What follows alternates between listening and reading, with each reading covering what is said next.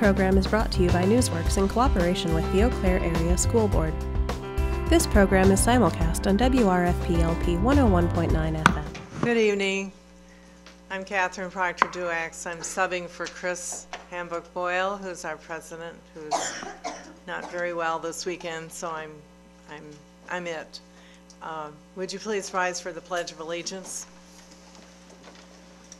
I pledge allegiance to the flag of the United States of America and to the republic for which it stands, one nation under God, indivisible, with liberty and justice for all.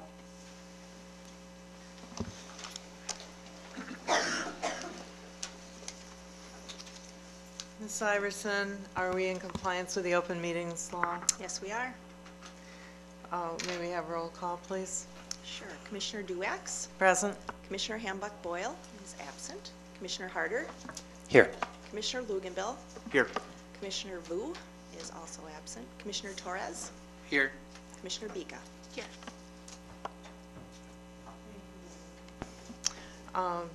We will now have a public forum, and at each meeting, board meeting, we provide a 30-minute time period for which citizens may address the board to express viewpoints or concerns on the agenda or non-agenda items. The 30-minute time period may be extended at the discretion of the board president, but each citizen is allowed up to 4 minutes to address the board, providing you have additional or new information that hasn't already been brought out. So the first person on our list is Menon White. I don't know if I said that right. Menon?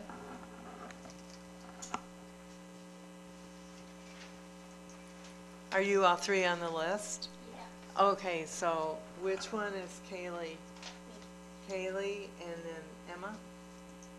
Emma? And you're, did I say your name right? Mina. Nina? Yeah. Thank you. Go ahead. Just say your name and your address. Yeah. Hello, my name is Mina, and I live at 12630 42nd Avenue. Throughout the years, I heard Happy Columbus Day. As I listened more, they talked about the things Columbus did for America. But when I was younger, I learned the effects on Columbus's actions. Like my great Gaga story, which is Ho-Chunk for grandmother, her first language was Ho-Chunk, and when she was put into boarding school, that's all she could speak. She and her sisters were forced to learn English and taught to be Christian.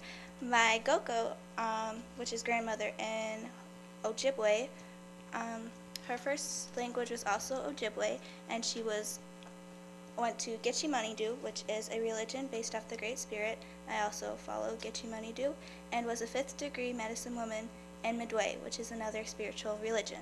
So growing up, my family was very passionate about Native American rights.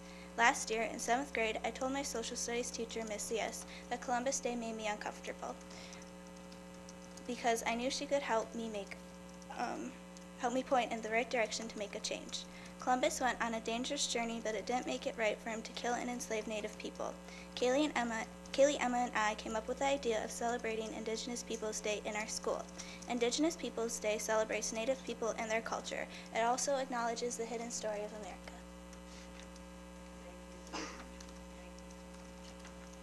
Hello, my name is Kaylee Stolt, and I live at 2725 Mercury Avenue. Today at North Star Middle School, we acknowledged Columbus Day and also shared information about Indigenous Peoples Day. We are proud to be honoring the Native people, sharing their culture, and spreading important knowledge about our history. Mina and Emma and I are good students that are active in our community and take our civic duty seriously. We believe that changing Columbus Day to Indigenous Peoples Day will make a positive change to students in the Eau Claire Area School District. We enjoyed working together during resource and after school to come up with a friendly way to approach this topic. After talking about Columbus Day and learning about all the horrible things he did, we hope to change the celebration to one that honors our history and the Native people. During our time working to make this change, we learned a lot about the Native American history, culture, and points of views.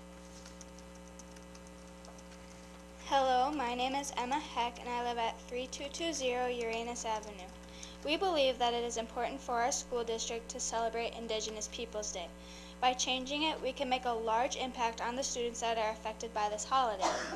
We feel it's important to understand the whole story that makes up our history. Therefore, discussing Native American culture and history through Indigenous Peoples Day will allow students to have a better idea about our history. Oops. We want all students to feel valued and respected. We hope that the district understands where we are coming from and will agree with this positive change. Thank you for allowing us to share our views. Before you go and sit down, I'd just like to thank you for coming. And I think I can speak for the board and say that we are very proud of you that you've done this thorough research and a nice presentation for us. We appreciate it very much. Thank you. The next people are Adam and Alicia Condit. Just state your name and your address, please. Alicia and Adam Condit, and we live at 3015 State Street.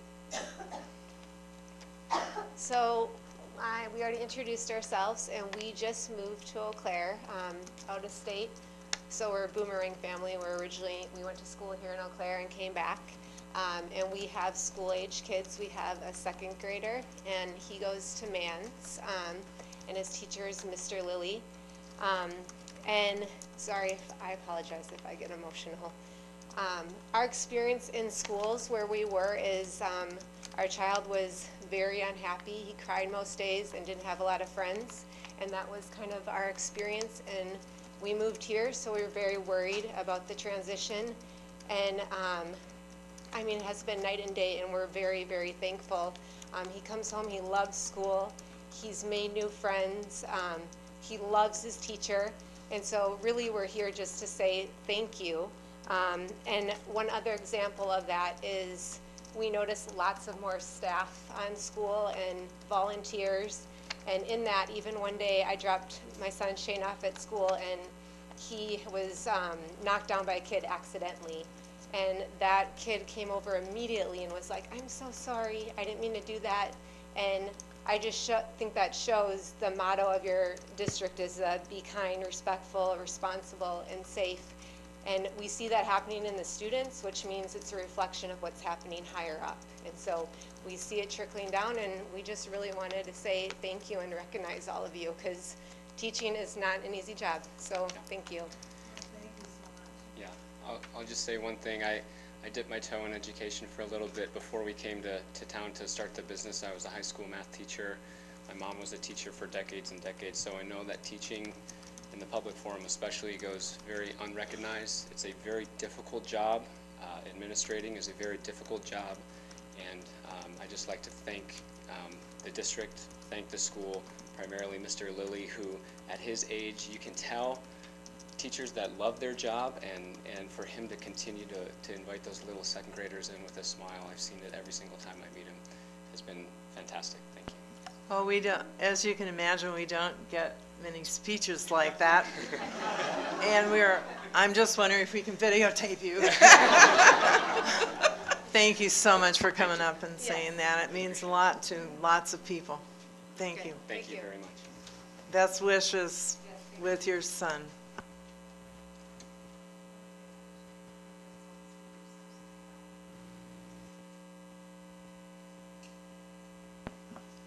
And I will ask for the superintendent's report. Dr. Harderbeck. Thank you. Good evening, everyone. I'd like to review the upcoming Board of Education events. Tomorrow, October 10th, there will be a meeting of the LEAP Committee, and that will be at 4 p.m. That will be followed on October 12th by a meeting of the Demographic Trends and Facilities Committee, and that will take place at 4:30 here at the Administration Building. On October 18th at 11:30 a.m., there's the meeting of the Budget Development Committee. That will take place in the Administration Building. Then on October 19th from 5 until 9 p.m., we are having a school board retreat, and that will take place here at the Administration Building. And then October 23rd, we'll have a meeting of the Policy and Governance Committee at 8:45 a.m. and the school board meeting at 7 p.m. And again, that will take place here in the administration building. So tonight we have some very exciting news. The district recently received notification that 7 ECASD seniors were recognized as National Merit semifinalists. About 1.6 million juniors in more than 22 high schools entered the 2018 National Merit Scholarship Program by taking the 2016 preliminary SAT National Merit Scholarship qualifying test. There are approximately 16,000 semifinalists in the National Merit Scholarship Program nationwide. These high school seniors now have an opportunity to continue in the competition for some 7,500 National Merit Scholarships worth approximately $33 million. And those will be offered next spring. So I'd like to recognize the following students for this accomplishment, as well as their parents for all the support that they provide to these students. And our first student is Chase Hansen, and his parents are Peter and Natalie. If you'll stand up.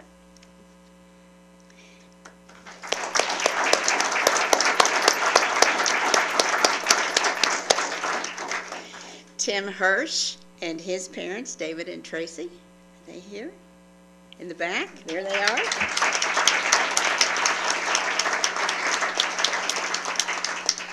Will Orser and his parents, Joseph and Wasuta.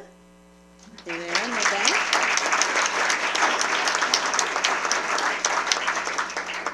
Colin Porter and his parents, Phil and Eliza Porter and Eugenie Jan. Are they here tonight?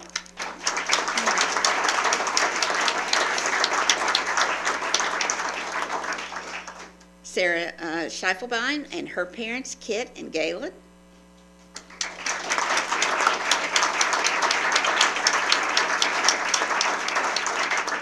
John Stremcha and his parents, Tim and Ann.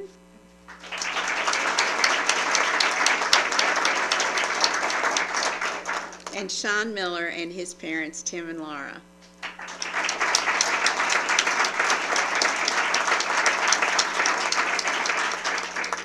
So we thank you for all of your hard work. This is an individual accomplishment for each one of you, but we like to take a little bit of credit for it too. So thank you for all your hard work. And that's it for tonight. Well, congratulations. That is just fantastic. You can just feel the board is just like, yes, it's working. It's working. All the people that it takes to get you where you need to go and excel. The next thing on the agenda is the board president's report, and I asked Chris and she said, no, I don't have anything this week, so we don't have that report. And if we can go to the student representative report, Ryan, do you want to go first? Thank you. Good evening. North had homecoming this past weekend, and even with the bad weather, we had approximately 950 people at the dance, so it was very successful for us. I would like to offer a couple comments on the Indigenous People Day resolution. To sum up what I heard from my peers, people hope that the history of both Columbus and the Indigenous people are taught and valued in our classroom. Students can learn from history if it is taught in an unbiased, non-interpreted way. I hope this way of teaching will be continued in our classrooms. Thank you. Good evening. I'd like to share some exciting news that recently took place 2 weeks ago at our student council meeting. The Memorial StuCo just recently passed a grant to our documentary and theater class, which has about a dozen students. And with this grant, they'll be able to go on a trip to Minneapolis to hear a TED Talk regarding topics of filmmaking and material covered in the class. And without the grant, they wouldn't have been able to go on the trip, so that's exciting, and they look forward to bringing back what they learned at that TED Talk and sharing it with the district. So that's exciting. I'd also like to offer support tonight for changing Columbus Day to Indigenous Peoples Day and extend congratulations to our National Merit students, because you guys are awesome. So that concludes my report tonight. Thank you. We always appreciate the student representatives' reports. And we get firsthand knowledge of what's going on in the high schools. Thank you so much. And if you don't know their names, they're Ryan Kramer and Lauren Priam. They're new this fall. Thank you so much.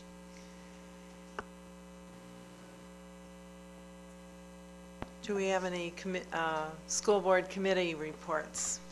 Commissioner Luganville. Hi, good evening. Just a brief report on Policy and Governance Committee. We met this morning and discussed our 2 resolutions that you'll have up for consideration this evening. We do have paper copies of the resolutions, the most updated draft prepared out on that table there, and if anyone up here would like one last one, I can run over and get you one. We also, at our next meeting as a committee, will be discussing our policy on school resource officers. So we've so far solicited feedback from our principals primarily, and we're going to be looking at that feedback along with what we've received from our attorney, and we have received some letters from the police department as well. What we also move forward on as a committee today with respect to our academic recognition system policy and class rank and all of that conversation is we as a committee have charged the administration with creating a study group under our committee, which will be comprised of students, teachers, and parents, trying to represent a diverse perspective from both high schools to come up with a recommendation for us by February.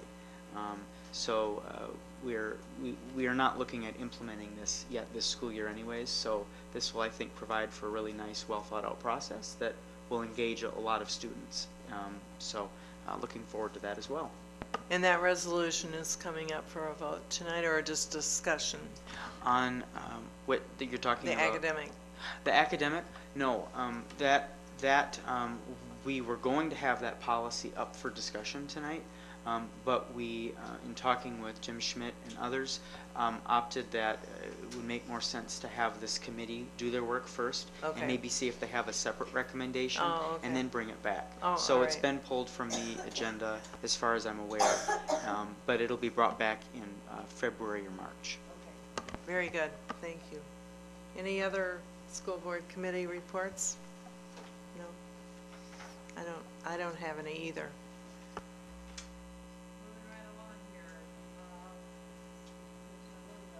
Legislative update, do you have something for us tonight? I don't have much, but I'll just update you. I serve on that WASB committee, Policy and Resolutions, and they did pass our resolution forward on voucher transparency, so that's great news.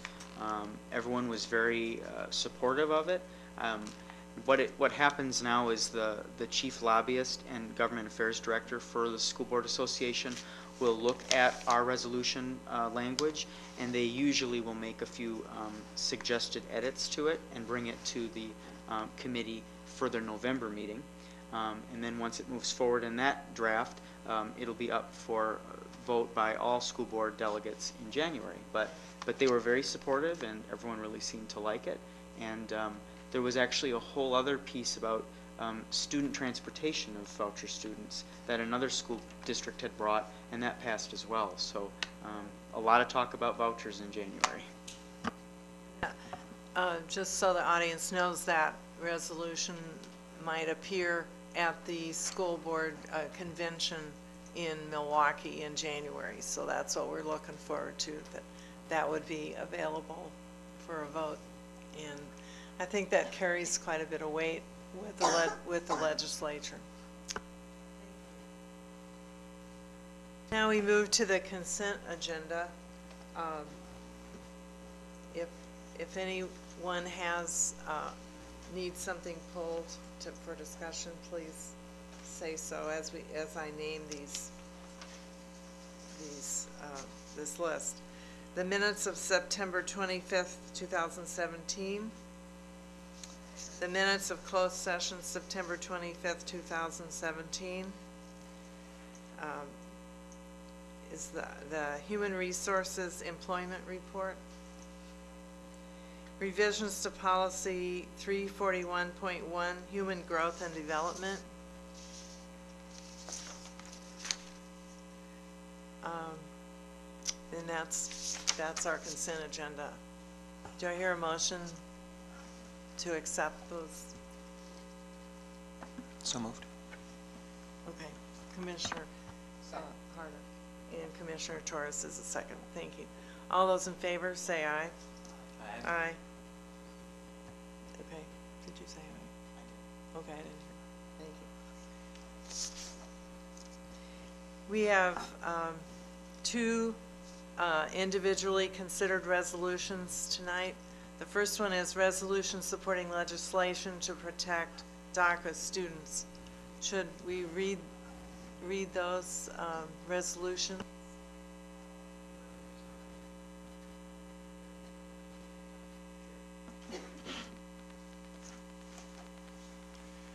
Resolution supporting legislation to protect DACA students.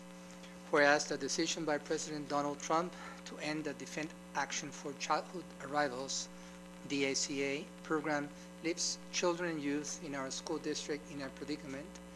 And whereas these children and youth are being raised in our neighborhoods, are integrated in our public schools, are active, productive, and responsible members of our community, and share our most precious aspirations of social justice for all.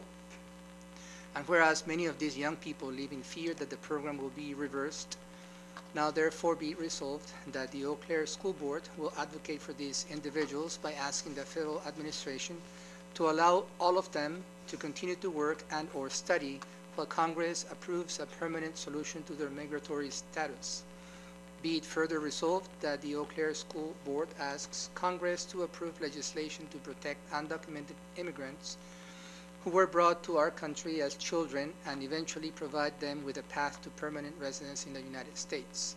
Be it further resolved that the school board shall send a copy of this resolution to the Wisconsin Association of School Boards and all members of Congress. In witness thereof, the undersigned, being all members of the board of the Eau Claire Area School District, have executed this resolution on this 9th day of October 2017. Is there any discussion? No, hearing none. Are we ready to vote? Can we have a roll call vote? I move it forward. forward. A motion, sorry. I'll make such a motion. Okay, Commissioner Luganville, second. Second. Commissioner Harder. Discussion? The roll call. Commissioner Harder, Yes. Commissioner Luganville, Yes. Commissioner Torres, Yes. Commissioner Bika, Yes. Commissioner Duex. Yes.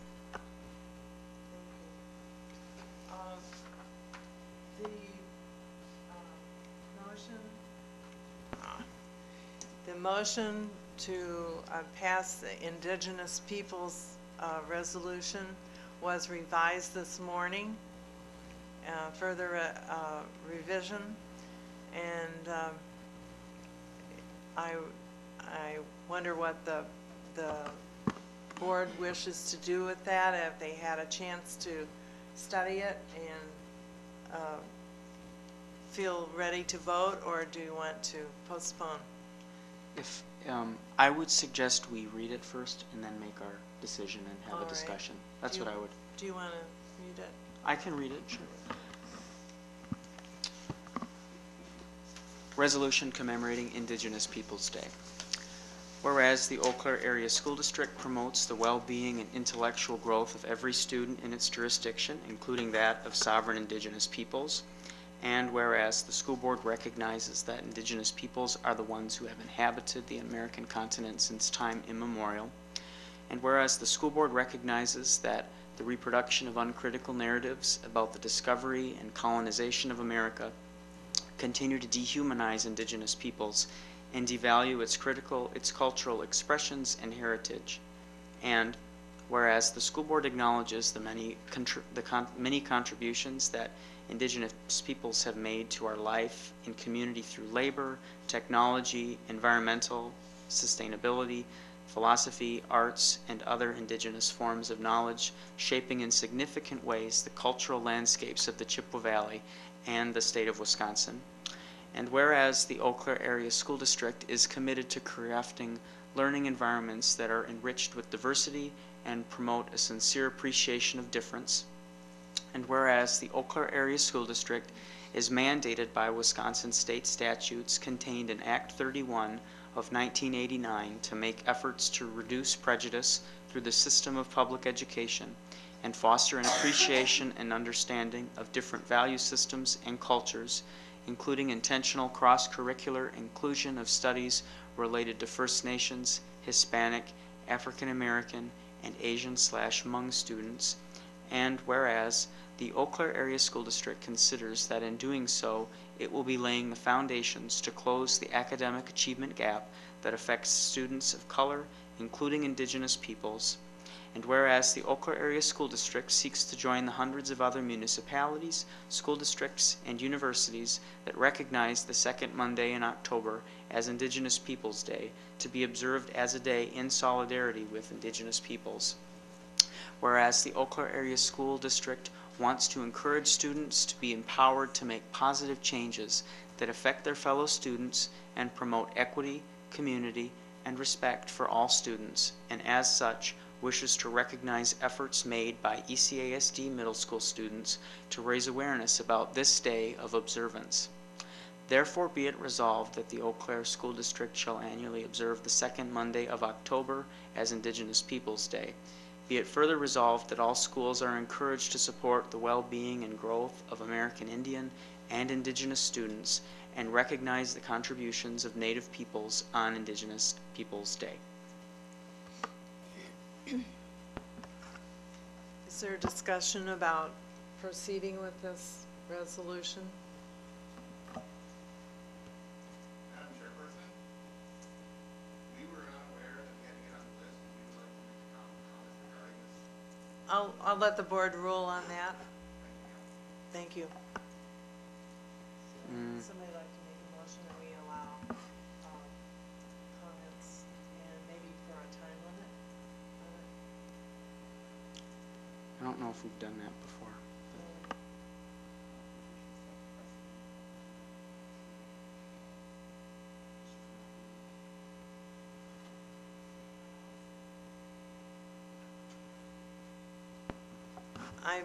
I might suggest that we postpone the vote on this until the next board meeting, and that would allow people to have comment at the beginning of the board meeting. I guess, could I ask who the audience member represents, or I don't? My name is Miles Casey. I'm with the Knights of Columbus right here in Eau Claire, Wisconsin. Okay, so I communicated in an email to the board today and to the superintendent that I spoke with a representative on the phone this afternoon from Knights of Columbus, and I instructed that person in the proper procedures for speaking during the public forum. He did not relay that information to us, and he's actually at the city council meeting right now as well, because this same topic will be addressed at that meeting as well. If I could, I would, I guess I have two pieces. Number one, we as a board do have a set policy that governs this, and I don't want to get in the business of setting a different precedent about who's coming and who they're with, that kind of thing, at a given meeting. And the other piece I would say is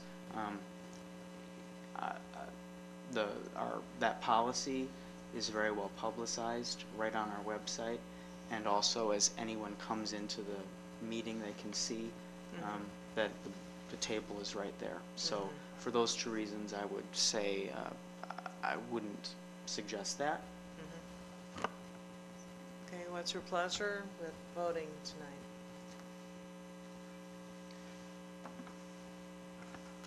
I mean, I'm happy to hear discussion to, you know, if there's concerns about this resolution. I happen to find it a good resolution myself, but I'm also very glad to hear discussion of the contrary. I don't necessarily want to go against policy to do that. If that means we have to delay the vote, I guess that's what we have to do. But You want to make a motion to that effect? yeah, I would.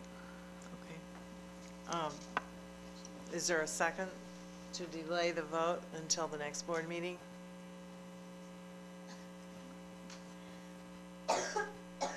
Hearing none, it fails. Your motion fails. So, okay, let's take a roll call. Oh, Commissioner Luginbill. I'll make a motion, but I want to preface it by saying that I just want to thank the 3 North Star students who came to our last meeting, and truly to me it was just so eloquent and so brave, and I think of myself as an 8th grader, and I don't think I would have gone and spoken to my Board of Education about a topic like that. So I just want to thank Kaylee, Meenan, and Emma for being brave and for hopefully setting an example for other students who have something that they want to do and something that they want to pursue. So I'm really proud of you. And I'll move that we approve this resolution tonight. The motion's been made to approve the resolution this evening. Is there a second?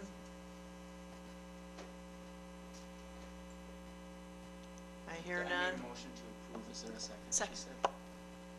Second. Commissioner Vika? Second.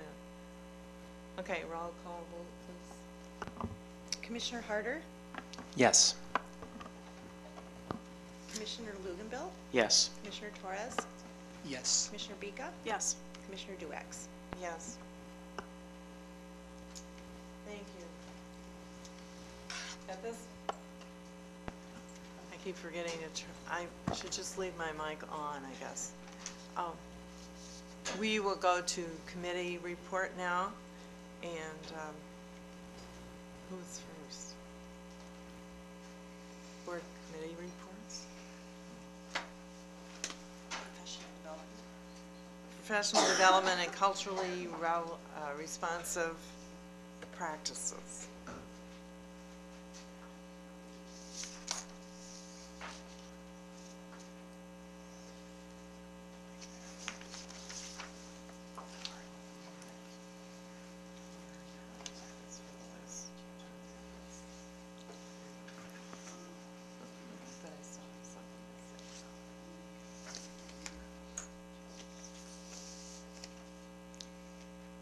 All right, good evening.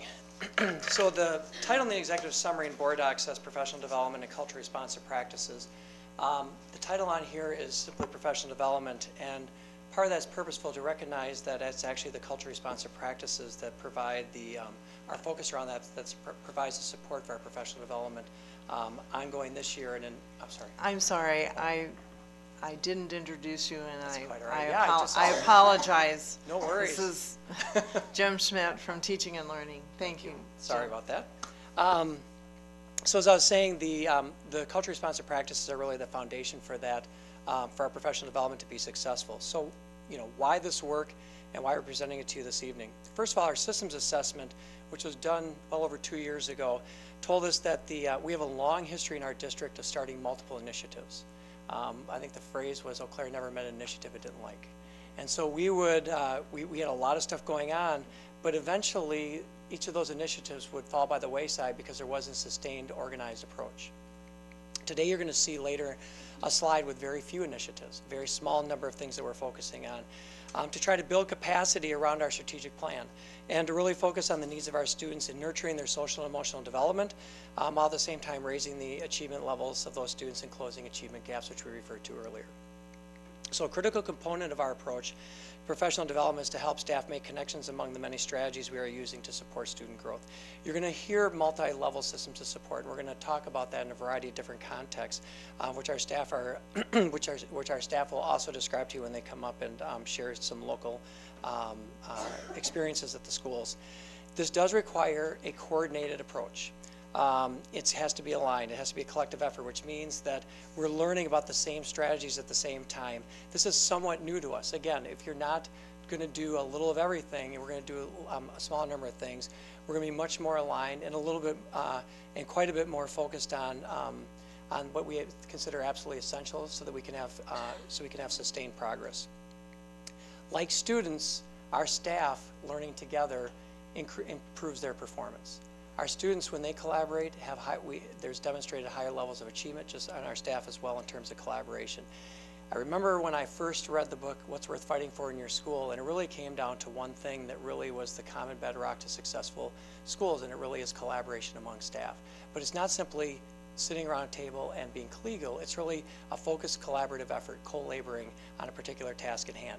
We have evidence of success of this in our district in the past. For example, our high schools for several years focused on advanced placement as an outcome, and we have the product of that sitting right behind me on the wall, and there's even a third poster that's being developed right now. Our mathematics program at the elementary school had a sustained effort, and we saw the results of that in the academic performance of our students. And positive behavioral intervention and supports, PBIS, we were the first district to be recognized in the state of Wisconsin for full implementation because of a sustained focused effort. So we know that as a district, when we focus around a smaller number of things, we have a lot of success. And we put the things in place through the board's actions in the past few years. One is the calendar. The calendar allows for professional development and instructional planning days, also allows for PD Wednesdays, and we have summer work as well, summer institutes to allow our staff to both collaborate and to come around focused learning. And finally, we use multiple data points, and we're going to talk about that later, to ensure the success for our staff and subsequently our students. Each time we present to you, we've been working to focus on what is the alignment of the strategic plan, and really there are three sub-priority, these are the three priority areas that are focused, but they're underneath each priority area we have 3 bullets, and the under academic achievement that articulate and align a culturally relevant, rigorous and engaging curriculum and assessment system. Of course, culturally relevant. Number 2.1, maintain safe and supportive learning environments. So you're going to hear later about the literacy program, which literally incorporates that title, or the supportive learning environments. And finally, the high quality staff, and it's the third item under that, which is focused professional development on long-term implementation of a few high quality strategic initiatives. Emphasis intended on the word few. So the culture responsive practices I referred to, this is the Department of Public Instruction's latest visual. There's not going to be a quiz on it right now. It takes a little bit of getting used to the look and feel of this. And I'm going to read you some things, and you can read the piece that's up there on the right about what does it mean to be culture responsive. But for Wisconsin schools and districts, it's implementing an equitable, multi-level system of support, which means providing equitable services, practices, and resources to every learner upon responsiveness to effective instruction and intervention. In this system, high-quality instruction and strategic use of data and collaboration interact with a continuum of supports to facilitate learner success. There's much more that goes with that language. That's straight from the Wisconsin Department of Public Instruction. But it really, in addition to disaggregating that data to ensure that we're supporting all students, at the center of this is equity. And if you look on there, the little orange button in the center, and that means that every learner has access to the resources, rigor they need right at that moment in education. So if you think about your conversations, I know the last few meetings with Boundaries, you were talking about equity, and this is really at the center of this work as well. And in the end, our students should be able to see themselves in the classroom culture that they participate in, and should be able to see should be able to assimilate to the cultures outside that. We want them to be global citizens. So it's not just to see myself here, but to be able to see myself interacting in cultures outside of our classroom. And in the end, we also want to avoid, and one of the messages we've been sharing with our staff is avoiding the single story. There isn't a single story to capture the culture of a particular group of students or a particular group of people. That these are diverse cultures, with diverse stories, and it's very difficult to try to capture that in one single story. Why does that matter for professional development? Because those are the students that we're teaching. And we have to respect and understand the differences that they come to the classroom with to be able to meet those students, because if they're not supported in that environment, they're not going to learn. So our current work. This will be a list of about 5 different items. In the first, we've talked, and you may recall, back in June, we had a presentation about the literacy work that we're doing, literacy within supportive learning environments. The difference with this professional development of what we've done before is there's a lot of content that we're going to be trying to teach about how to teach writing, how to teach reading, and et cetera. But sprinkling that throughout with the cultural responsive work and training of our staff to recognize that when a student is a student of color, a student of disabilities, with a limited English proficiency, they don't leave that at the door. That comes right in there with them. And so we don't teach writing and then turn around and say, you have a disability, you come from a different culture, now let's deal with that separately. We really need to integrate these things, and the professional development is going to be doing exactly that. The academic and career planning is another thing you've heard several times. We've done reports on this as well. And academic career planning is creating equitable opportunities for students to prepare for and access post-secondary opportunities. So rather than hope that your student that is in front of you has someone advocating for him or herself, it's really trying to break down those barriers so that all students recognize the opportunities that they have before them and can make decisions that best support their individual desires, rather than the fact that they happen to understand the keys to unlock certain doors. Yeah, absolutely. Well, each student has their story. And is there a way that the teacher can get at all of those stories in his or her classroom?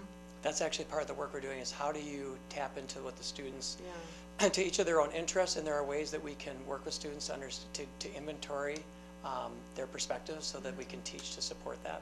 So those are the type of things we'll be working on with our staff. To do an inventory of sorts then? Yes. Yeah, okay. PBIS, or Positive Behavioral Intervention and Supports, is creating a system that is culturally responsive and supportive to all students, to recognizing that a student walks into a classroom that has a culture that is created and supported by the guidance of his or her instructor. And there are different strategies within PBIS to ensure that we have different checklists to ensure that we are creating that supportive environment. And I should go back before I go too far. One last thing is we continue to support this with coaches training throughout the year. So we have coaches in our buildings for PBIS to help support the local implementation at each different building level. Nonviolent crisis intervention training is our training. The focus sometimes people see as nonviolent, but really with nonviolent crisis intervention, it's less about the extreme interventions when a student is disruptive, but more about building a culture of respect and understanding of where the student comes from, so that we can de-escalate or mitigate or prevent items from escalating in the first place. And but the very first thing, if you're in one of these trainings, and those of you may have heard of other trainings we've done, like restitution, responsive classroom, conscious discipline, etc. Each and every one of these trainings, it's almost the exact same thing. You start out with taking the perspective from an adult is, do we understand our students and the different perspectives and places that they come from? And finally, or not finally, school improvement plans that incorporate multi-level systems of support. And that's what you're going to hear from in a moment from our 4 principals that are going to share their stories is we have school improvement planning, and part of each of those plannings involves specifically student engagement, but also academic goals that, as part of their action plans, directly address supporting the needs of all students. And finally, culturally responsive practices. And these are the briefs that we provide. We began providing those last year, and this year they're going to be incorporated into the work that we mentioned up above. But not every staff member is part of those, because those are really focusing on our instructional staff. And so we're creating a separate set of culturally responsive practices, briefs, and trainings to work with staff that are not in the classroom, such as food service staff, buildings and grounds staff, non-instructional staff, so that they get that same training and support, because it takes our entire community to support students, because those students are interacting with all of those adults at some point.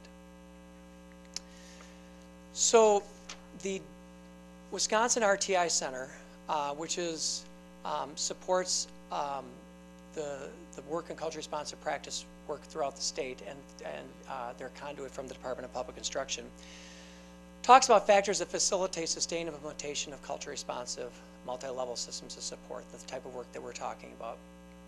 The good news is, actually in their most recent brief, Eau Claire was recognized as a district doing some groundbreaking work. And as we've looked at these factors, and the factor, we feel as a district that we are on a path to meeting the goals in each of these 5 areas. And those 5 areas involve culturally responsive multi-level systems of support aligned with school goals, policies, vision, mission, and other programs. For us, that's all about the strategic plan, and the strategic plan guiding school improvement plans at each site. The second piece is implementation teams are systematic and effective and play an active role supporting implementation. Each of our buildings they each have teams. We are continuing to work with buildings to support those teams. We do that through a variety of ways. We've been meeting with principals. The directors have been meeting with principals to support their school improvement planning. We also are guiding principals in support for ensuring that they have systemic systems in place to support all students. The third item, which is of the 5, which is what Eau Claire was noted for, is regularly using data to plan and make changes. So being data informed in terms of our decision making and really looking at disaggregating and looking at all students. One of the things I like to remind people is if we go back to the early part of the century with No Child Left Behind, it was really born out of a mission of equity, ensuring and doing that disaggregation of data to ensure that an average did not mask particular groups, and really recognizing that we have to look at each group and to see where our needs are. The fourth area is involve and support new personnel. Each person that comes into our district is now part of, during the new employee week, participates in training in this area, in addition to what they receive in the buildings. And finally, continued efforts to re-energize, and that's what we're doing now with the literacy within supportive learning environments and the academic and career planning. So the benchmarks, how do we know if what we're doing is working? We have staff self-assessments. As a matter of fact, our instructional staff, I believe they have to complete it by Thursday, their first self-assessment, and they'll be turning around using that data during their professional development on Friday, and then we will be doing assessments again later in the year. So that's self-report from staff, and it's around a variety of practices that they self-assess themselves, and then that data is returned back to them, and that's used. Actually, it has twofold. One is we get to look at the aggregate of that data by building. We don't share that individually with anyone other than the staff member, but the aggregate is used for the building for the principal to get a read on where their staff are. For the individual staff member, it's also used to help inform their educator effectiveness plan. So it's a bit of a service actually to them as well, so that they can use some data to help with their own work that they have to do annually. Jim, yes. That's not used for evaluation? No. It's to just inform. Self-assess? Yes. Okay. Yes. Academic achievements, so looking at our disaggregation of academic achievement around some big markers that we have in terms of like the Ford exam, ACT, et cetera, and looking at them in terms of how each subgroup is doing. In addition, we've talked before, and we will share with you in the future when we do a report on closing gaps, looking at things like you've heard the term risk ratio before, and tonight's not that night for that deep dive of data, but really looking at different groups and how they do compared to like the benchmark group, which is really white students, because that's the dominant group in terms of size of the number of students. And finally, the social and emotional data, and this will include everything from attendance, elementary report card, the Devereux Early Childhood Assessment, the ECHRS, the Early Childhood Environmental Rating Scale, which is not specifically about students, but looks at do we create an environment for that type of success with our students, looking at our co-curricular participation, and things like immunization, suspension, seclusion, and restraint. So there's a wide variety of data that are not academic achievement data that we can look at as indicators. So that's a district perspective, and I really wanted you to hear from 4 different principals. We're going to hear from Lakeshore, Putnam, DeLong, and North about how this plays out at the building level in terms of supporting staff to be in their professional development and in terms of a focus on culturally responsive practices. So Colleen Miner is going to start us off.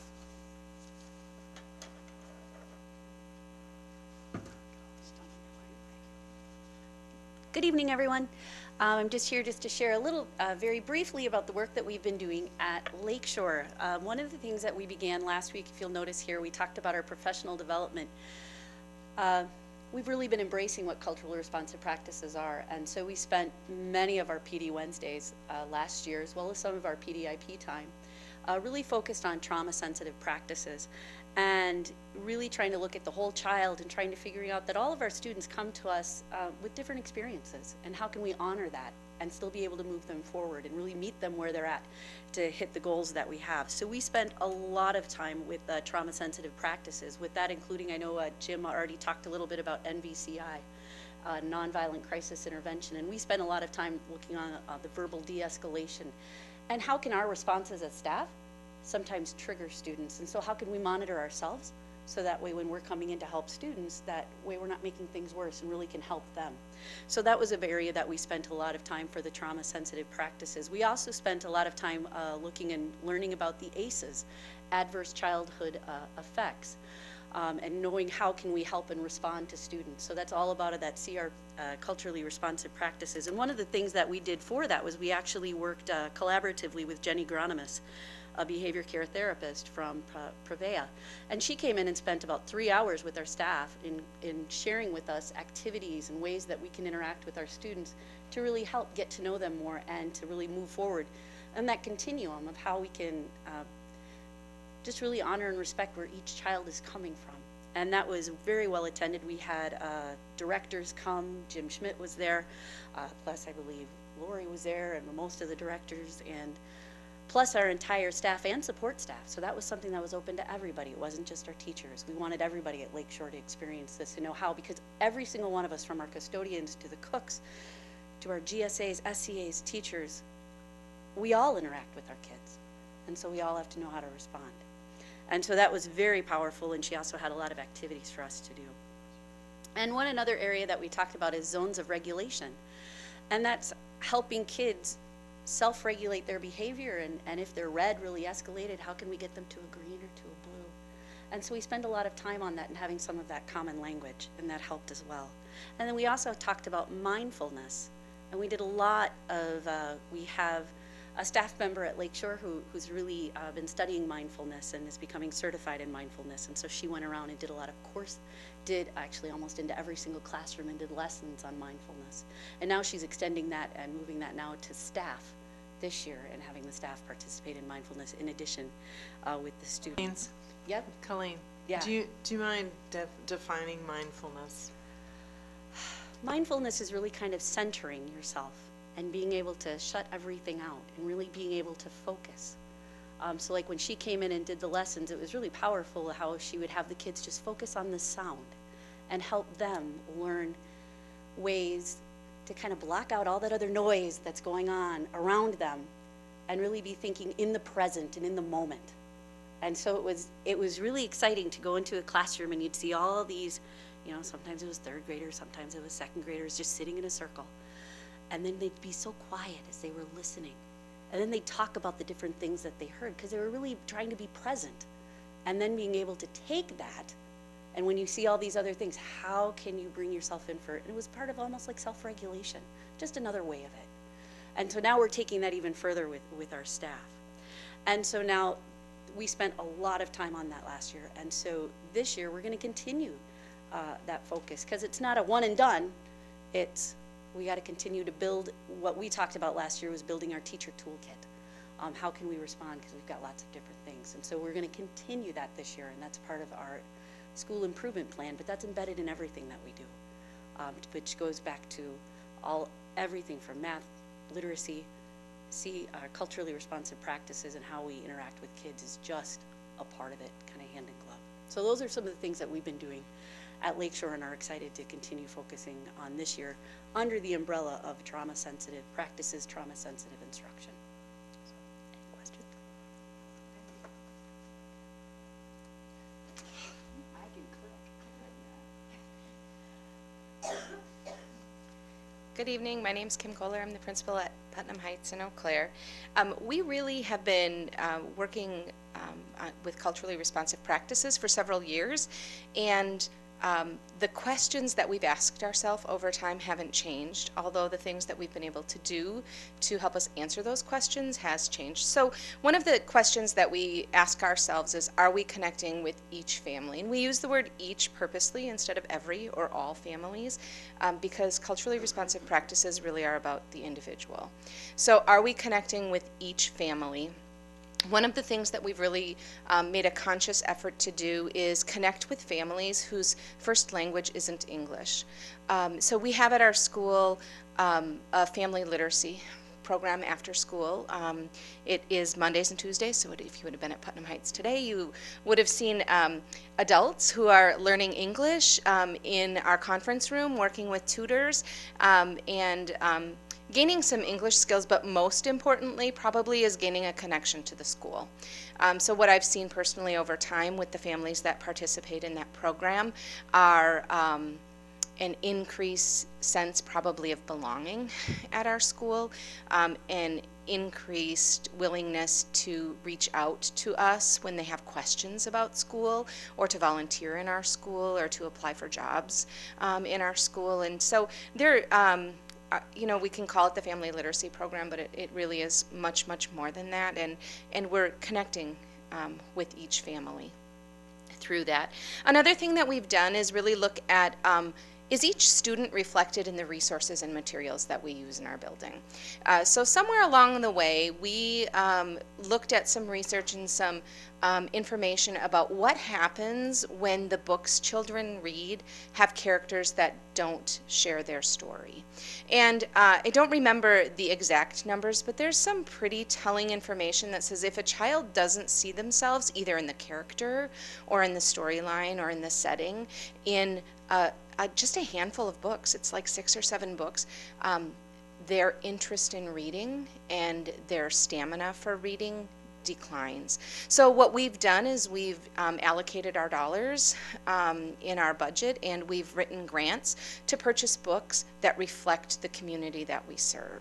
So we have books in English at Putnam Heights, we have books in Spanish at Putnam Heights, we have books in Chinese at Putnam Heights, and we have books whose characters share the stories of the children that we're serving.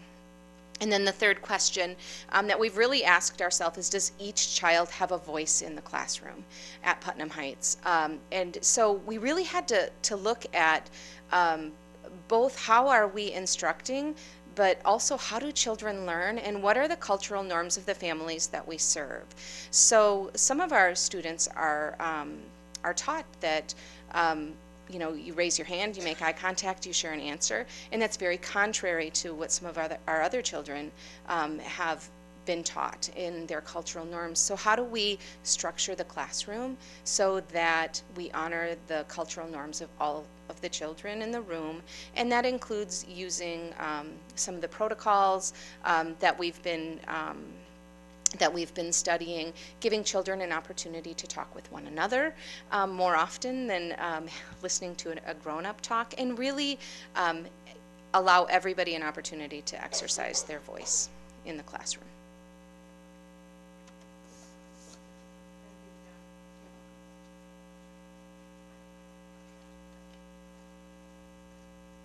Hello, my name is Tim O'Reilly. I'm the principal at DeLon Middle School, and I was asked to share an example of some of the professional development we have taken on at DeLon Middle School in regards to culturally responsive practices. And I'm going to talk a little bit about the most important variable in the classroom, that's a teacher. And the model was will, fill, skill. And the two areas that we've been focusing on is the will and the fill, having the understanding of information of our customers, and then the will to do something about it. And that goes hand in hand with the strategic plan of high quality staff, and also connecting with our community partners. So we had a professional development day where we created an amazing race for our staff, and they didn't know what was going to take place that day. They just knew they had to come dressed kind of comfortable because they were going to be moving. And we broke our staff into 2 teams, and this was at about 7:20, and shared with them that they had 5 minutes to get down to the city bus stop and get on the city bus, and they'd receive information at the transfer station. So we had one group sprinting to Mulholt Drive and one group sprinting to Vine Street. And they took the city bus down to the transfer station where we met them. And we had 2 school buses there that one of our community partners, Student Transit, helped us with. And we went on a tour of our attendance area. And both teams got on the bus, and we toured the city, and they had a protocol that looked at some of the history of our community, some trivia with our community, and also a protocol that challenged them to look at some observations of the neighborhoods that we drove through. And DeLong is a pretty diverse community. It goes from Chippewa County all the way to Dunn County and Eau Claire County. And we spent some time looking at where our students come from. And it was pretty evident that you could see our kids had very different starting lines. And didn't mean good or bad, just different. And just gaining that understanding of kids come from maybe a different place than we grew up in as our staff. At the completion of our tour of the attendance area, we divided our staff up into teams of 7 or 8 staff members, and we sent them out into our attendance area again. And we had them interview different community agencies that support our families. And the challenge was that they had to go and they received their envelope of one of the 14 different community agencies, such as the Beacon House, the Bolton Refuge House, the Northwest Juvenile Detention Center, the Community Table. All 14 of these agencies were in DeLong's attendance area. So they went out, interviewed staff there, and then they had to use their, I was here a couple weeks ago and I shared about our 4 goals, and they had to use some technology to create a summary of their visit. And then we came back and we shared that amongst the staff and had a little bit of a scoring rubric that we went through to decide the winner of the Amazing Race. And the process was, I think, really well received. It was amazing how many of our staff have never ridden the city bus, just to experience something that maybe many of our families need to use for transportation. The number of people who grew up in Eau Claire and had not ventured into some of the different neighborhoods in our community. It was good for our staff to see where our students and customers come from. So the final piece I would share is the culturally responsive practice is a journey, and we continue to take steps forward. I think that we achieved our goal of developing a better understanding of our customers, certainly an understanding of their starting line. That piece of empathy for somebody who might be a little bit different than your own background is the first step in addressing culturally responsive practices. So it was a good day for our staff and a good learning opportunity for our crew. Thank you. Thank you. I particularly like the fact that you call your students your customers. I like that.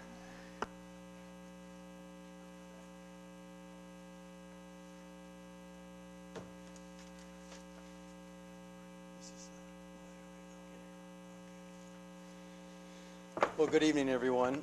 I'm Dave Volk, principal at North High School, and this may be a little bit difficult to read, but I'd like to kind of start with this statement that's on the screen, and for the sake of those in the audience, it might be easier if I just read it, and then I'll connect this with a specific culturally relevant activity that we have used with our staff. So this is what is stated on the screen. There's this idea that monsters don't have reflections in a mirror. And what I've always thought isn't that monsters don't have reflections in a mirror. It's that if you want to make a human being into a monster, deny them at the cultural level any reflection of themselves. And growing up, I felt like a monster in some ways. I didn't see myself reflected at all. I was like, yo, is something wrong with me? That the whole society seems to think that people like me don't exist. And part of what inspired me was this deep desire that before I died, I would make a couple of mirrors. That I would make some mirrors so that kids like me might see themselves reflected back and might not feel so monstrous for it. That's a pretty powerful statement, and it comes from a gentleman by the name of Junot Diaz, and he is a Dominican-born author and who was raised in New Jersey. He is currently a writing professor at MIT, and in 2008 was awarded the 2008 Pulitzer Prize for Fiction. And the activity that I want to share with you is a specific activity that we used. This quote we thought highlighted this activity, which is called Windows and Mirrors. And the activity Windows and Mirrors comes from this textbook, Everyday Anti-Racism, Getting Real About Race in Schools. This book has been part of a book study by several teachers at North, and this activity, Windows and Mirrors, comes from this book. So here's the concept, and I want to read just a couple of quick excerpts from this book that I think describe this activity, and then I can share with you how we used it with our staff.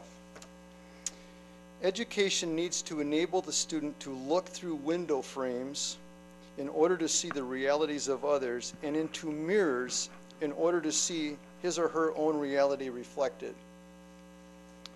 Evidence suggests that students learn more, attend more regularly, and participate more actively when they can relate to curriculum by seeing themselves and their communities mirrored in it more than when they do not.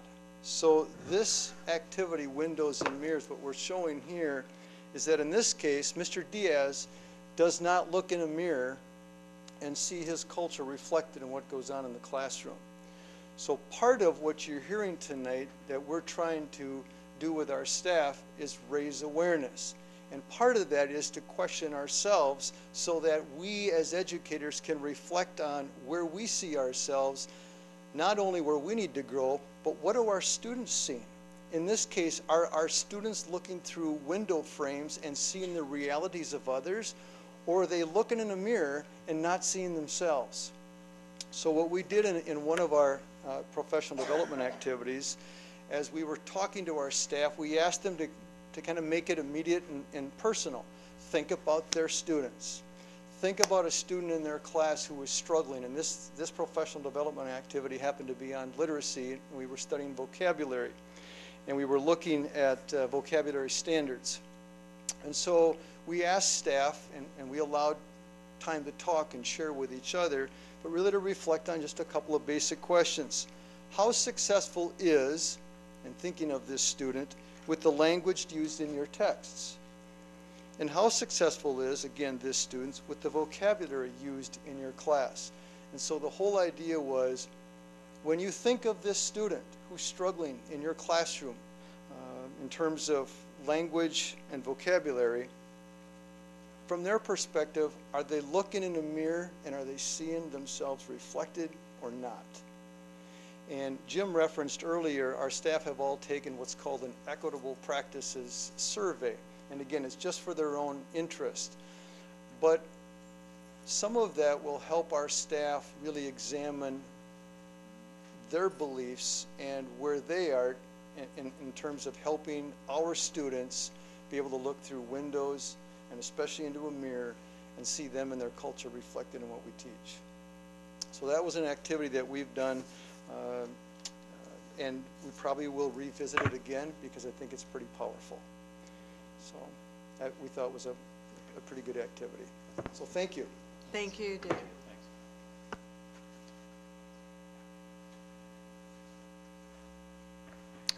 So that I have to tell you one last thing as the conclusion. My task in having the four principals come was just to paint a perspective at a building site, because you'll hear the big picture from me, but you really see how it plays out from a building perspective by hearing their stories. And it really was, can the four of you quick do something for us on Monday night? I didn't have to do much coaching. This is and I think the reason why I say that my request was that simple is the fact that because the work is so intentional and focused, they can speak to it in very similar stories, but at the same time yet unique to the culture in their building. So questions do you have? Any questions, comments? I was just with my 3-year-old granddaughter this past week, and all the cartoons she watches are all monsters and weird people and weird animals, and I think there must be a message in there somewhere about everybody's okay. If I could just say something, I don't have any questions. I just want to say, hearing what these principals are saying, and after some of the things that we've just discussed as a board, leaves me feeling really warm and fuzzy, because we have an amazing staff and amazing students who are doing all that they can to make our buildings safe and inclusive and respectful and kind and supportive for all students. And you know what, things aren't perfect, but we have great people doing amazing work, and I just feel so good about that, and just had to say that. Yeah, thanks. And we heard some of that from the parents that got up early in the forum say the same thing.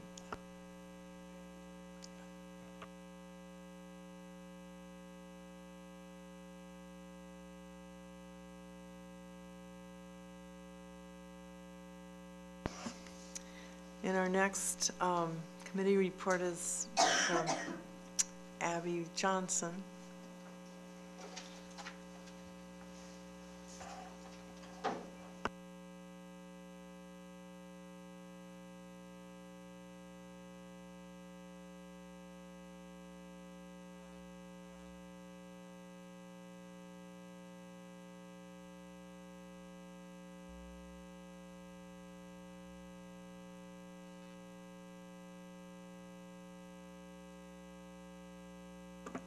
All right, you guys are going to have to bear with me because I don't have a very good voice tonight, but we're going to get through this. So at the last board meeting, I gave some updates on the budget, and so I have some more updates to share with you.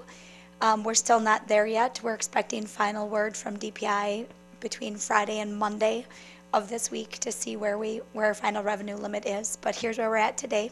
I wanted to give you an update again. Tonight, I want to talk you through the things that go into our budget. We'll talk a little bit about the budget process, about the decision making, our revenue limit and what goes into determining the revenue limit, remind you about our referendum spending, our expenses, and then allow some time for questions on the budget.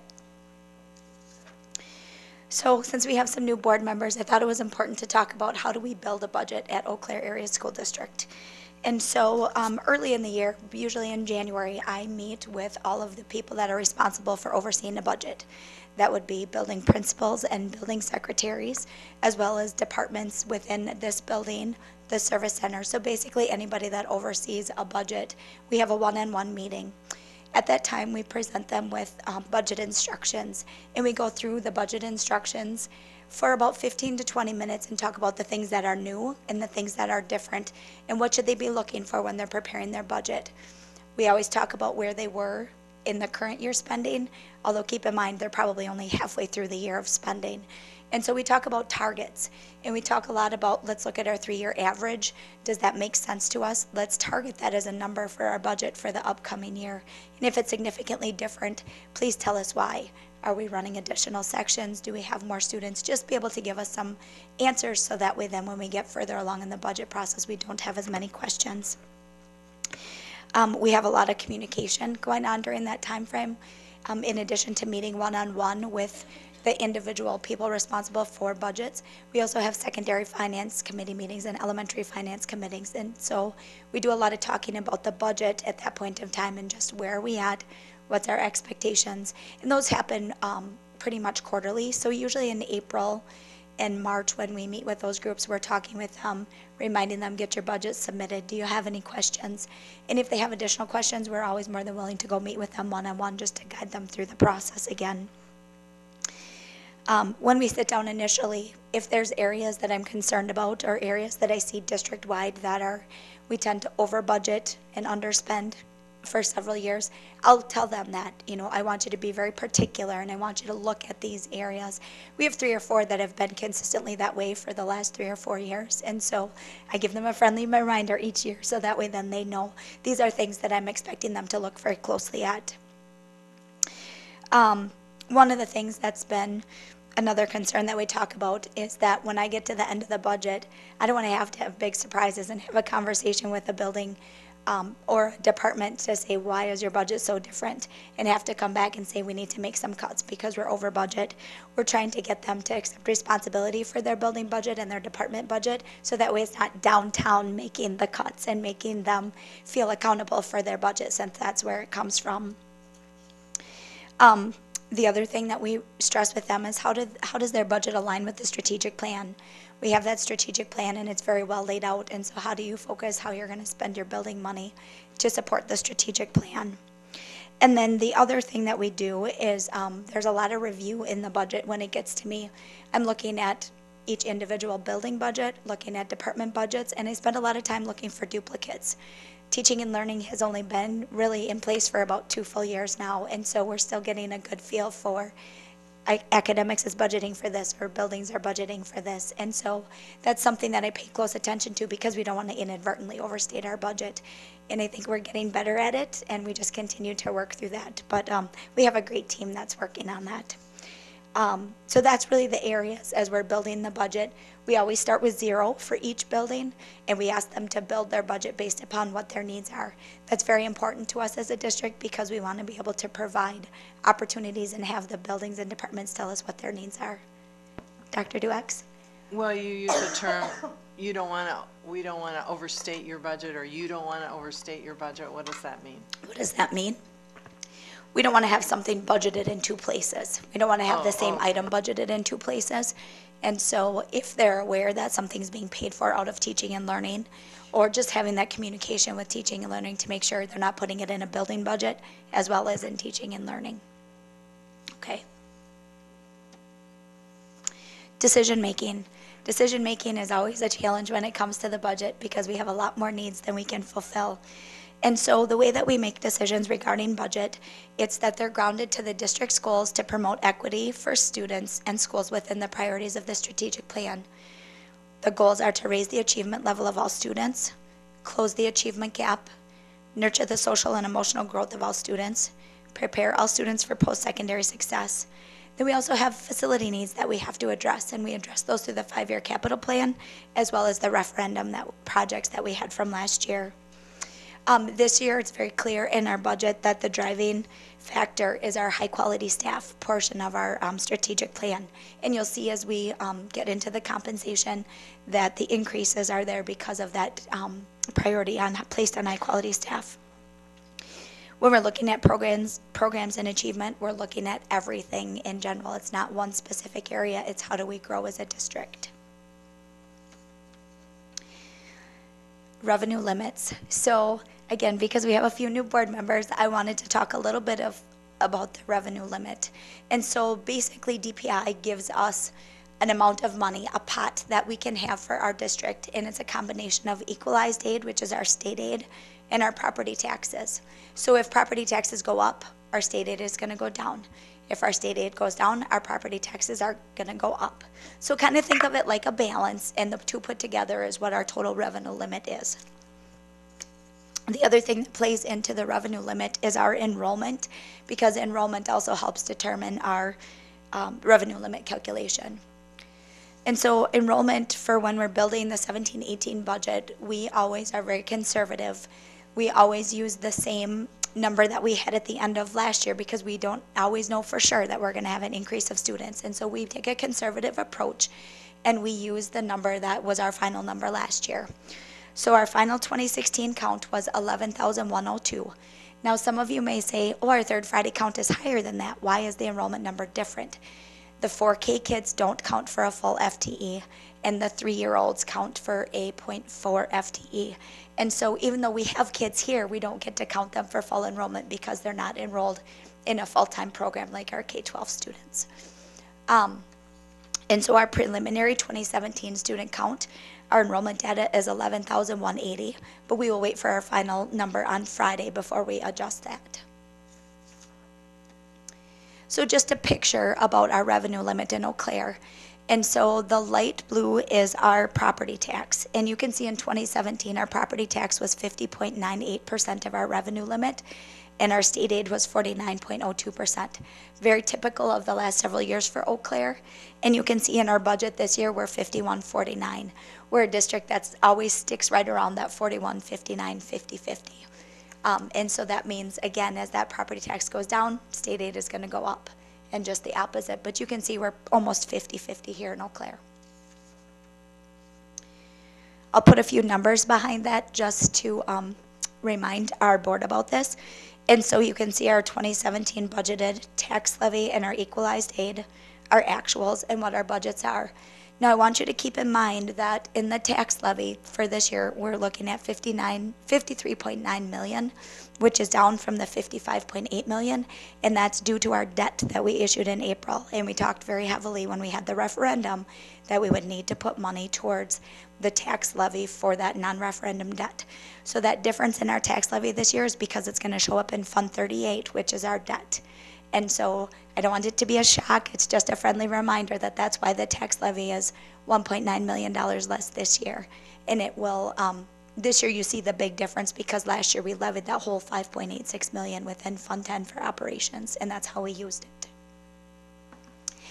You can see from our, oh. There's a question. Yeah, just, I'm sorry.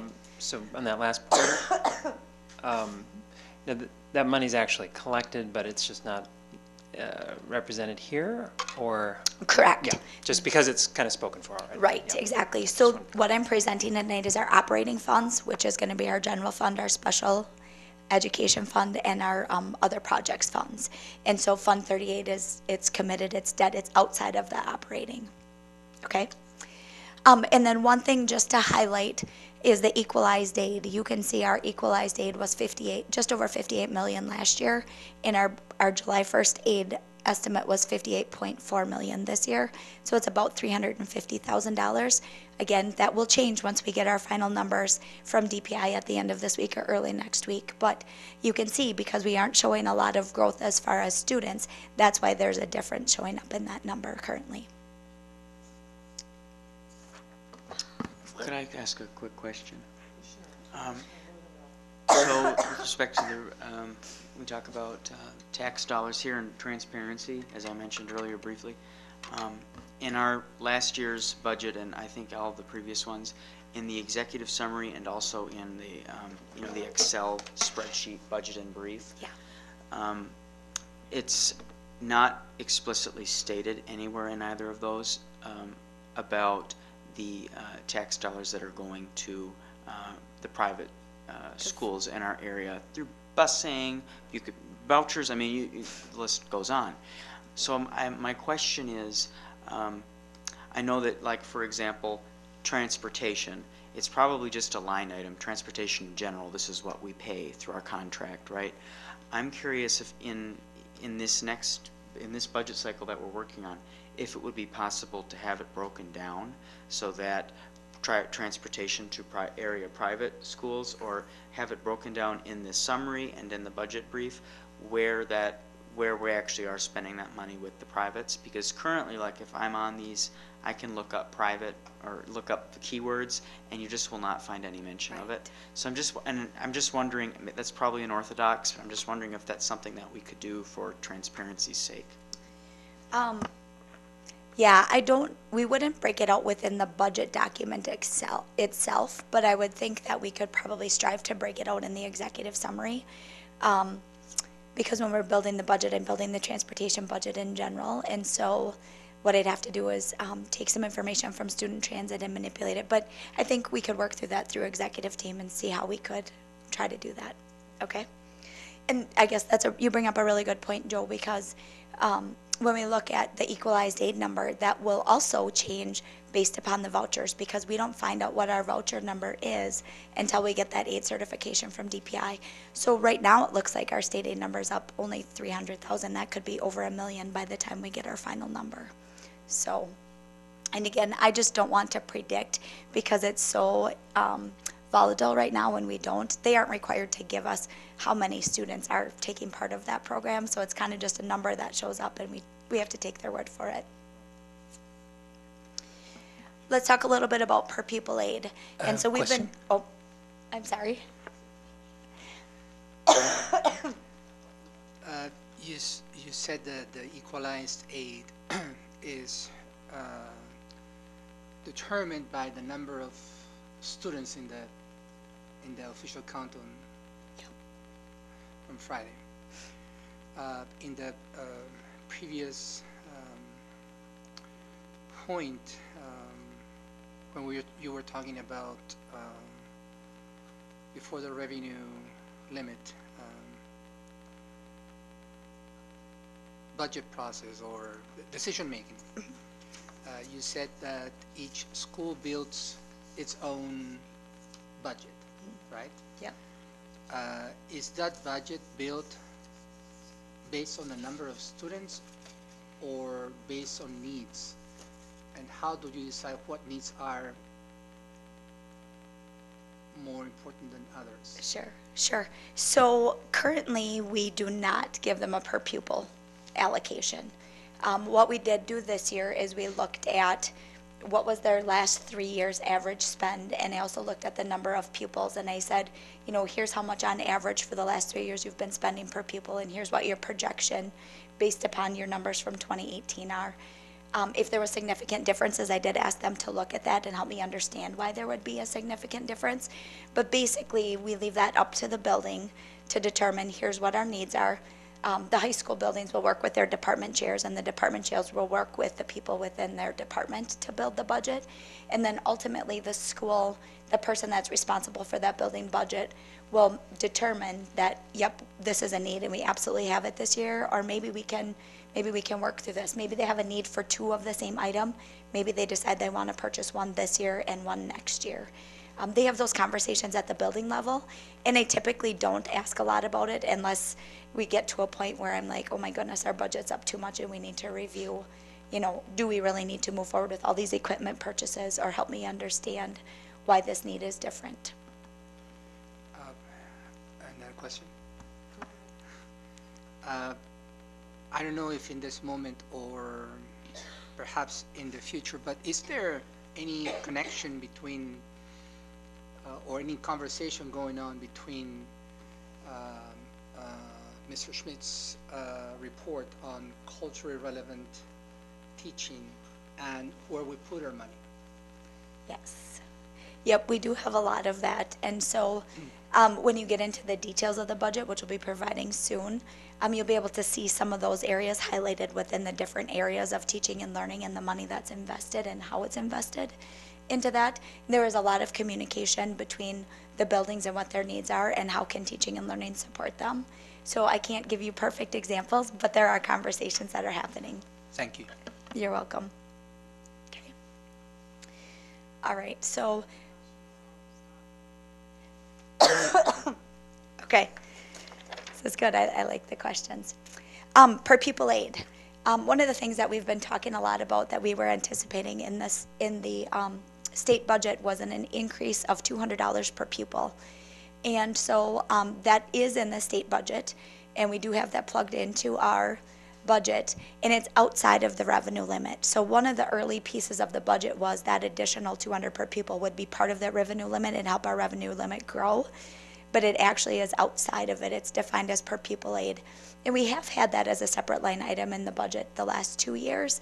And so you'll see this year when we get into the budget details that there is a 2.2 additional, 2.2 million additional revenue for the per pupil aid, and that's reflective of that $200 per student. Again, right now, we're just estimating what that's going to look like, and we'll use the final numbers that we get when DPI certifies our aid later this week. Referendum spending. This is the same slide that I shared with you last time. And you can see salaries and fringes, $800,000. The class size, we put in about 1.8 million, which is about 24 FTE. The technology needs for safety and security are just over 700,000. And then you can see that debt payment of 2.5 million, and that'll get us to the 5.86 million. And we do intend to levy that full amount for the 17-18 year. If we look at our total projected operating expenses as where we are today in 2017, 2018, you can see we ended the year for our operating funds last year at 136 million, and the total budget requests right now are just over 139 million. It's a $3 million difference, and you can see it's a 2.44% increase. And so I'm going to break down those increases for you. We have some areas that are up and some areas that are down, and so I just wanted to show how that all puts together as far as the operating funds go. Salary and benefits. Again, I stated earlier that you can see that a lot of our budget increases are going to our high quality staff. So overall, you can see that our current budget for staff and fringes this year is 107 million compared to 102 last year. all of our staff for our operating funds are included here. And so we need to remember that this includes all of the additional time. It includes our increments, any payments for coaches that we have, curriculum writing. And this number changes because we can measure our staff today, and tomorrow we can have resignations and it looks different. So these numbers are always changing. And so when I give you my best guess estimate, that's what we had at that point in time when we locked down the budget. And so I know I get some questions about why is it so different or why does it fluctuate? Our staff is a moving thing. That's a big part of our budget. And so when we lock it in, we might have some vacancies, and the vacancies may come in at a higher or lower dollar amount. We use what our average is at. And so just something to be mindful of and be aware of, that I can tell you that's what the number is today, but it could look totally different tomorrow or, a week down the road. And so we do our best. We only budget for positions that we know that are vacant, and it's not like we're budgeting any extra for positions outside of that. And so we do a very good job of budgeting for that. But again, it's that moving target, and it can change. And keep in mind, when we do our position budgeting, we're doing it after the staffing process. So that happens in April and May. And a lot can happen between May and June or July. And so we just need to keep that at the front of our mind, because again, we do our best with the budget we can at that point in time. And so reality could look different when we get to that point. Another thing that we want to keep in mind is that our CPI increase was $920,000 to $930,000 into that. And so when we look at a $5 million increase, we have almost $1 million into the CPI. And so again, that just brings that number up, and something to just be aware of. Benefits, our health insurance was up 5.5%. We were very fortunate to get that cap, and that's something that we continue to look at. But all of the benefits fall into that area, as well as OPEB. And so that's obviously the area that we had the largest increase for our 17-18 budget. I think we've talked about all of these things. I didn't realize I had it on the next slide, so I apologize about that. Dental cost, there was no change this year, and then we also added a benefit of vision for our employees, and the cost is picked up 100% by staff, so there's no additional cost in our budget, but we wanted the board to be aware that we did add that as, again, in support of the high-quality staff. Commissioner Harder? Thanks. Can I, just on the last slide, we were looking at 2017 as compared to the sort of 2018 projection. I don't know if you have it off the top of your head, but just sort of as a trend line, like 2015 and 16, what kinds of increases did we see over those years versus 2017 to 18? Yeah, there would have been, I don't have the numbers with me and off the top of my head, but I know from 15, 16 to 16, 17, there were some pretty significant changes, I think, because we had the new compensation schedule. And I think we're in the ballpark of, I know we had projected $3.5 million. I think we ended up more like 4.5, again, because of changing staff as to when we measured. From 16, 17, yeah, 15, 16 to 16, 17, there was, I think it ended up being around $4.5 million-ish, and that was really due to transitioning to that new salary schedule. So I think we're going to continue to see that trend, because the board had made a commitment to pay for level movement, and again, that level movement each year goes up as people are moving through that salary schedule. And so I would anticipate we'd see similar numbers, but again, it's the dynamics of your staff and where they're at as well. Okay. And you're saying the difference between a sort of a 3.3 projection to a 4.4 million, it's looking like more like a 4.4 million actual? Yeah, I think we ended up, and I didn't put the 15, 16 actual on here because I was afraid it was going to get too complicated. Yeah. But I could certainly get you that information to let you know the difference. Sure, that'd be great. Okay.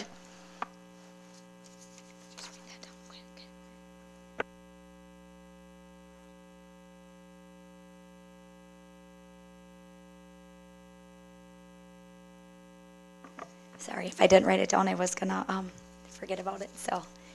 Okay, so let's talk about some of the other budget areas that we have some differences as well. Our supplies, our supply requests are up about $200,000 this year. The bulk of that is we're getting on a rotation for band uniforms, and so $120,000 of that increase is that band uniform increase. The other thing that's significant cost that we noticed in supplies that were up is we're running additional sections of FCE at the two high schools. We're up about 15 sections, and that's very much a class that's driven by consumables that are used, if you think about cooking and sewing and baking, a lot of ingredients which would fall under supplies. And then Project Lead the Way, between the two high schools, we're adding an additional 3 sections. We're running 3 more sections this year. And again, very supply, consumable expenses to run those classes. And so that's the bulk of why we're up the $216,000. Debt retirement, we talked a little bit about this last time. It's up about 9,000, just over 9,000, almost 10. And that's just really due to our cash flow borrowing needs. We'll be talking about that over the next probably month or so. We have to short-term borrow every time this year because of the timing of when we get our state aid payments and when we get our first property tax payment. And so we have to short-term borrow so that we have cash to pay payroll and meet our bills.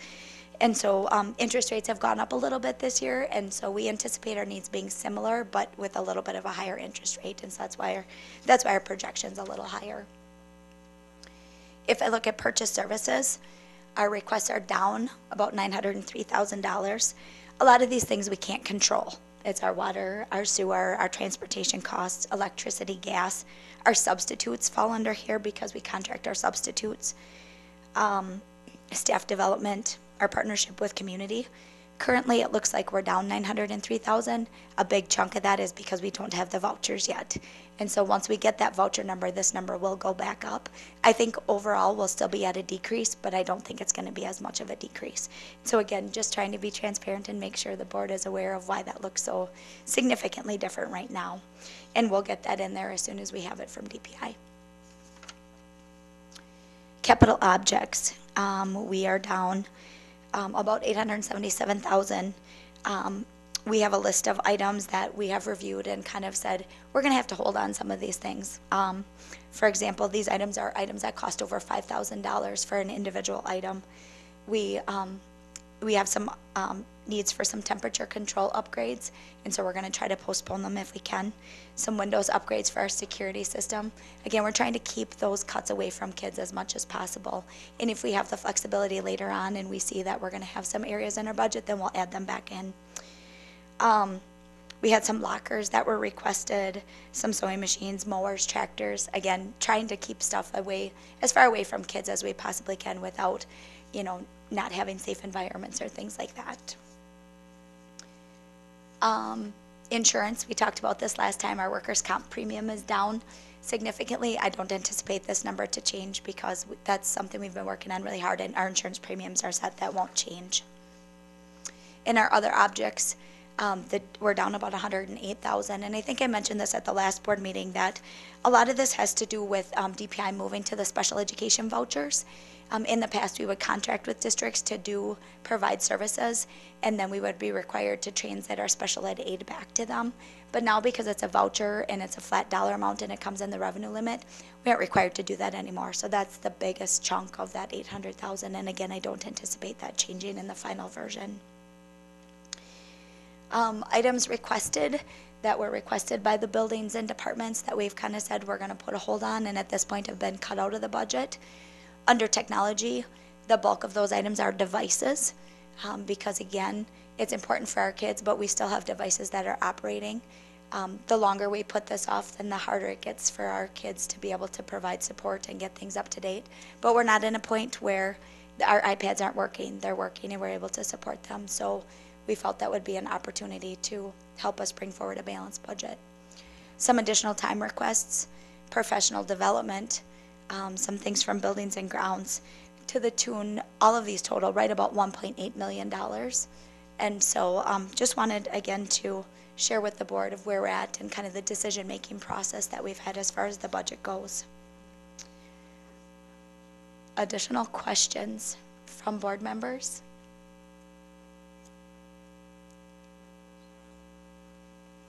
Dr. Hardeman? I'd like to respond to a question that you asked Commissioner Torres about how we make decisions. We made a decision to cut devices this year, and we made that decision based on the referendum information that we got, in that the community told us that they were willing to support infrastructure and the funding for that infrastructure for our network. However, they were not willing to fund devices. So in making decisions about equipment in the classroom that we could either give up or not give up, that was a pretty clear choice because we'd heard from the voters.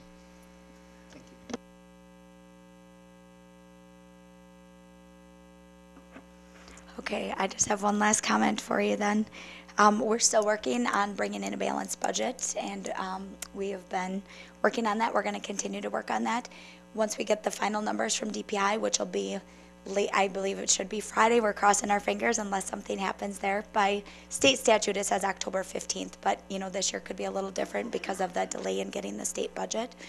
Once we get those final numbers, we'll get everything updated, and we'll be sending you a lot of emails and delivering some budget binders, because I know you're very excited to learn all about all the different pieces that kind of go into building that budget. Thank you, Abby. And we have a budget meeting next week, I believe, don't we? Yes, I think we do.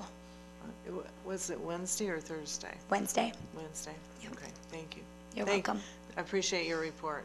You're welcome.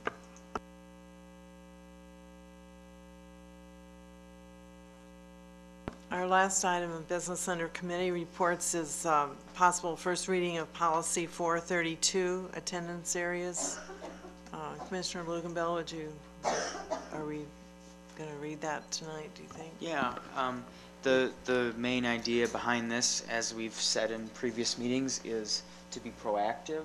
Now that we've made our decision a couple meetings ago regarding this current boundary change, to look proactively and have a real substantial policy in place, and I'm sure corresponding rules to govern our work, and to have at the very least, as you'll see in the first paragraph, a process in alignment with the U.S. Census every 10 years. Mm-hmm. But perhaps more frequent, but at least at the very least that would be a standard. So do you want to read that? Yeah, unless if anyone has questions. It looks like no. Thank you. School attendance areas shall be defined to support the mission and vision of the Eau Claire Area School District. The school board and superintendent shall review school attendance areas at least every 10 years in alignment with the U.S. Census. Any changes to attendance areas shall be made in accordance with the criteria listed below.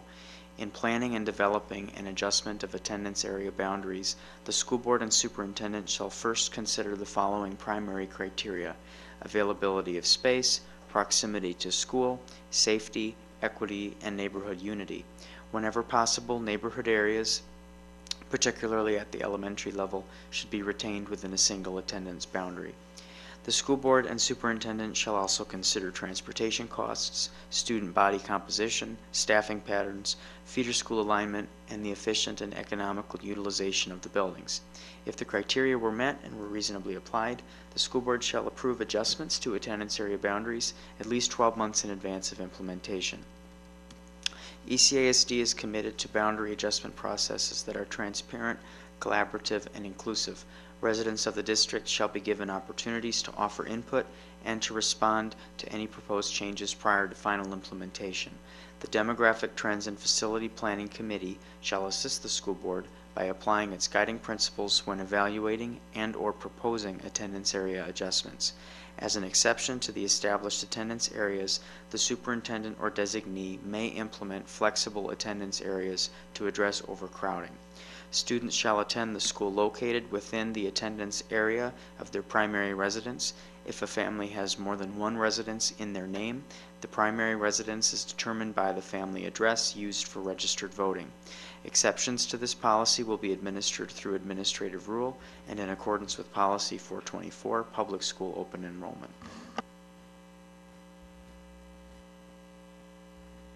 I have a question about it.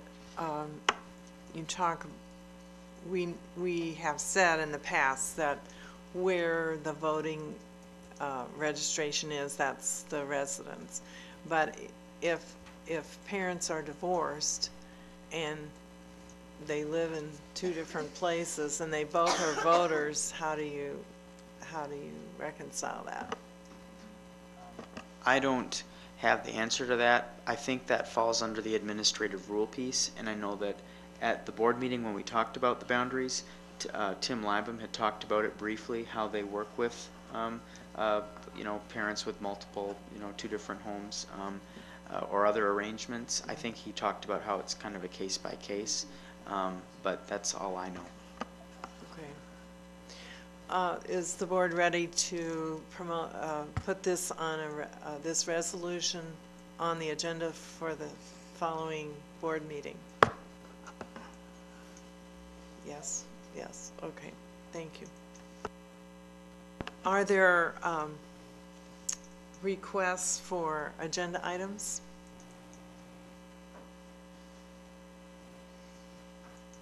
I have one. I would like it if the board would discuss how we're going to handle social issues, if we are going to continue to make resolutions to give our opinions on social issues or not. So that's my request. And I'd also like to make sure that we haven't lost any, I'm not accusing anybody, Dr. Hardebeck, but I want to make sure we haven't lost any requests for agenda items, and that the agenda committee would look at all of those. Make sure we have a list of those. Those captured in the minutes? Yes. Yes, they are, yeah. Okay, I think we can accept a motion to adjourn. So moved. Let's see. Commissioner Luganville? Second. Second, Commissioner Harder. Thank you. We are adjourned.